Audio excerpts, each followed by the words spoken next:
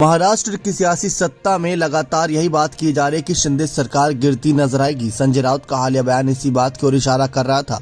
उन्होंने कहा था कि महाराष्ट्र में शिंदे फडणवीस सरकार गिरने वाली है, सिर्फ तारीख का ऐलान होना बाकी है। मैंने पहले ही कहा था कि शिंदे सरकार फरवरी में गिर जाएगी, लेकिन सुप्रीम कोर्ट के फैसले में देरी के कारण इस सरकार की लाइफलाइन बढ़ गई। ये सरकार अगले 15 से 20 दिनों में गिरती नजर आएगी। दरअसल सुप्रीम कोर्ट में सीजेआई DY चंद्रचूड़ की अध्यक्षता वाली 5 जजों की संविधान पीठ ने पिछले दिनों उद्धव और शिंदे गुटों द्वारा राज्यपाल दफ्तर की दलीलें सुनने के बाद फैसला सुरक्षित रख लिया था। इस फैसले के साथ ही साफ हो जाएगा कि महाराष्ट्र का सियासी भविष्य क्या होगा। लेकिन कुछ पॉइंट्स जानते हैं जिससे पता चलेगा कि यहाँ पर क्या पूरा मामला है। दरअसल महाराष्ट्र की 288 विधानसभा सीटों पर 2019 इस चुनाव में बीजेपी 106 विधायकों के साथ राज्य की सबसे बड़ी पार्टी बनकर उभरी थी। मुख्यमंत्री पद को लेकर शिवसेना और बीजेपी गठबंधन में बात तय नहीं हो पाई। ऐसे में 56 विधायकों वाली शिवसेना ने 44 विधायकों वाली कांग्रेस और 53 विधायकों वाली एनसीपी के साथ मिलकर महाविकास अघाड़ी के साथ सरकार बनाई।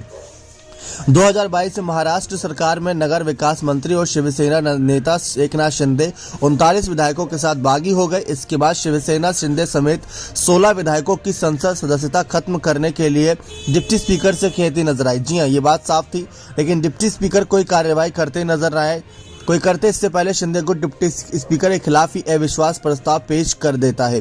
साथ ही शिंदे गुट इस मामले में सुप्रीम कोर्ट पहुंच जाता है। सुप्रीम कोर्ट ने अयोग्यता की कार्रवाई पर रोक लगा दी। राज्यपाल उद्धव ठाकरे को 30 जून तक बहुमत साबित करने को कहते हैं। इसके बाद उद्धव ठाकरे ने मुख्यमंत्री पद से इस्तीफा दे दिया 29 जून को।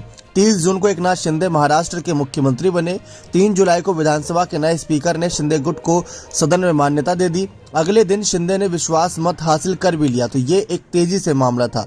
लेकिन यहाँ पर सबसे बड़ा सवाल है कि क्या ऐसा स्पीकर जिसको हटाने के लिए कोई एप्लीकेशन लंबित हो, क्या वो दल बदल कानून के तहत विधायकों को अयोग्य घोषित कर सकता है? तो शिंदे गुट की दलील थी। इसमें शिंदे गुट की ओर से सुप्रीम कोर्ट में नबाम रेबिया केस का उदाहरण दिया गया।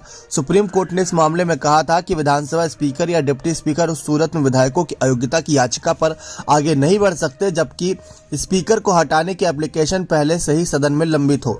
यानी स्पीकर तब अयोग्यता की कार्यवाही को आगे नहीं बढ़ा सकते जब खुद उन्हें हटाने के लिए प्रस्ताव लंबित हो। इसका सीधा मतलब है कि शिंदे गुट के जिन 16 विधायकों पर अयोग्यता की तलवार लटक रही है उस पर डिप्टी स्पीकर फैसला नहीं ले सकते। उद्धव गुट की जो दलील थी उसमें कपिल सिब्बल ने साफ कहा था कि चीफ व्हिप को नियुक्त करने का एक उदाहरण देते हैं। सिब्बल बताते हैं कि जुलाई 2022 में संजय राउत लोकसभा स्पीकर को एक पत्र लिखते हैं। इसमें वह कहते हैं कि शिवसेना संसदीय दल राजन विखारे को लोकसभा भावना गवली की जगह चीफ व्हिप नियुक्त करती है। सिब्बल कहते हैं कि राउत लोकसभा सदस्य नहीं है बल्कि राज्यसभा की सांसद है।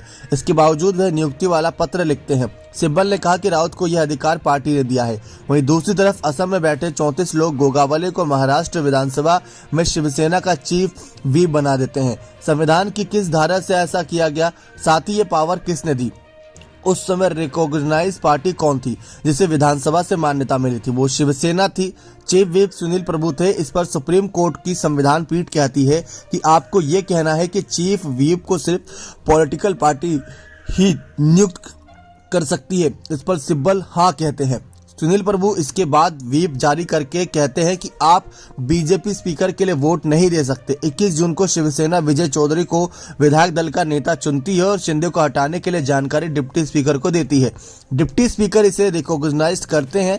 ऐसे में राज्यपाल किस आधार पर शिंदे को बुलाते हैं? एकनाथ शिंदे कौन है? दूसरे पक्ष की ओर से दलील दी जा रही है कि एकनाथ शिंदे ग्रुप लीडर है। सवाल यह है कि किस ग्रुप के, इसलिए ये पूरी कवायद ही असंवैधानिक थी। यानी उस वक्त शिंदे के पास कोई ग्रुप नहीं था। शिंदे अलग गए थे। दल बदल कानून यहाँ से लागू हो रहा था। अब सवाल ये हो रहा है कि क्या राज्यपाल को ऐसा कदम उठाना चाहिए था? तो सिब्बल ने कोर्ट से कहा कि कभी फूट से अलग हुआ कोई खेमा एक गुट ही रहता है, वह पॉलिटिकल पार्टी नहीं हो सकता। राजनीतिक दल कौन है ये बात साफ है, इसका फैसला चुनाव आयोग कर सकता है। उन्होंने कहा कि राजनीतिक दल के चुनाव चिन्ह पर ही विधायक चुने जाते हैं। विधानमंडल में भी राजनीतिक दल की कहीं ना कहीं अहमियत सबसे ज्यादा है। आपको बता दें, मगर जब तक चुनाव आयोग ने शिंदे खेमे को राजनीतिक दल पर मान्यता दी तब महाराष्ट्र के राज्यपाल ने किस आधार पर शिंदे गुट को बहुमत साबित करने का मौका दिया? सिब्बल ने दलील दी कि महाराष्ट्र के राज्यपाल ने मनमाने तौर पर 34 विधायकों को असली शिवसेना मान लिया। उनका ये काम संविधान विरोधी था। गवर्नर सिर्फ मान्यता प्राप्त दलों से चर्चा कर सकते हैं, किसी गुट से नहीं।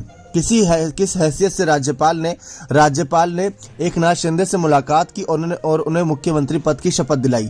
राज्यपाल ने अपने द्वारा विभाजन को मान्यता दी जो 10वीं अनुसूची के तहत वैध आधार नहीं है। ये ऐसा चरण नहीं है जब सरकार चुनी जा रही है, यह ऐसा चरण है जब चुनी हुई सरकार चल रही होती है। सिब्बल ने राज्यपाल की विवेकाधीन शक्तियों के बारे में विस्तार से बताया। उन्होंने कहा कि नबाम रेबिया के फैसले के अनुसार राज्यपाल के पास केवल संविधान के अनुच्छेद 371, अनुच्छेद 200 और अनुच्छेद 356 के तहत उत्पन्न स्थितियों में विवेकाधीन शक्तियां हैं और उन मामलों में जहां चुनाव के बाद सरकार का गठन शुरुआती स्टेज में था। उन्होंने बताया कि चुनी हुई सरकार बनने के बाद कोई विवेकाधिकार नहीं है। यदि अविश्वास प्रस्ताव आता है या सरकार गिरती है तो राज्यपाल के पास विवेकाधिकार होता है, लेकिन एक राज्यपाल अपने कार्य से बनी बनाई सरकार को नहीं गिरा सकता। कपिल सिब्बल ने कहा कि राज्यपाल सिर्फ पार्टियों गठबंधनों के बीच मुद्दे देख सकते हैं, वे किसी गुट को बहुमत के लिए नहीं बुला सकते। इस पर सुप्रीम कोर्ट के चीफ जस्टिस डीवाई चंद्रचूड़ ने कहा कि अगर विधायकों का कोई समूह समर्थन वापस का दावा करे तो क्या राज्यपाल सदन के संख्या बल की स्थिति जांचने के लिए नहीं कह सकते। सिब्बल कहते हैं कि नहीं, 10वीं अनुसूची के बाद ऐसा नहीं कर सकते। मेरा कहना है कि वे किसी गुट के आधार पर विश्वास मत नहीं मांग सकते थे।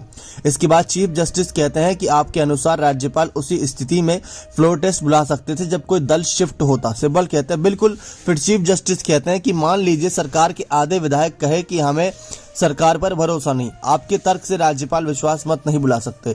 सिब्बल कहते हैं गवर्नर अनुमान नहीं लगा सकते कि सरकार अल्पमत में है, वे स्पीकर के कार्यों पर अतिक्रमण नहीं कर सकते, वे शिंदे को नहीं कह सकते कि आपको सीएम बना रहे हैं, कोर्ट उनके आदेश को रद्द करे। चीफ जस्टिस ने कहा कि आप चाह रहे हैं कि हम सरकार को दोबारा से बहाल कर दे, लेकिन आपने इस्तीफा दे दिया। उद्धव गुट के ही वकील अभिषेक मनु सिंघवी कहते हैं कि उद्धव सरकार का इस्तीफा अप्रासंगिक है।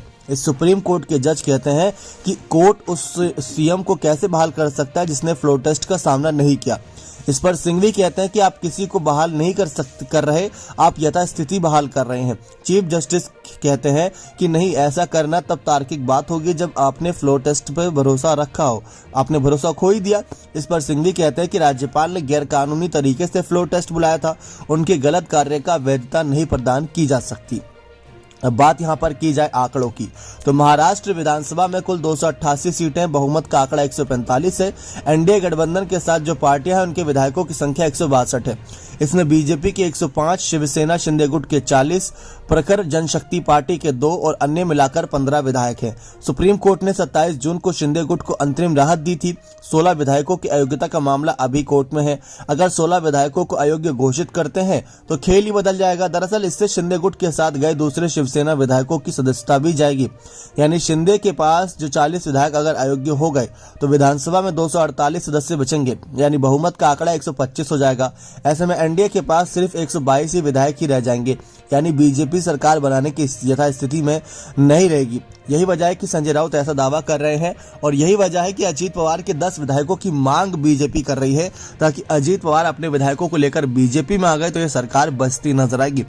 तो आप क्या चाहते हैं कि कोर्ट का फैसला क्या है, क्योंकि अगर यहाँ पर शिंदे ने सचमुच कुछ गलत किया है तो फैसला उनके खिलाफ ही आएगा, और अगर सब कुछ सही कानूनी तौर पर किया है तो उनके समर्थन में आएगा। लेकिन अगर एक बार उनके खिलाफ फैसला आया तो बड़ी मुसीबत में फंसते नजर आएंगे यहाँ पर एकनाथ शिंदे और फडणवीस। बने रहे चैनल के साथ ऐसी और तमाम जानकारियों के लिए बहुत बहुत धन्यवाद।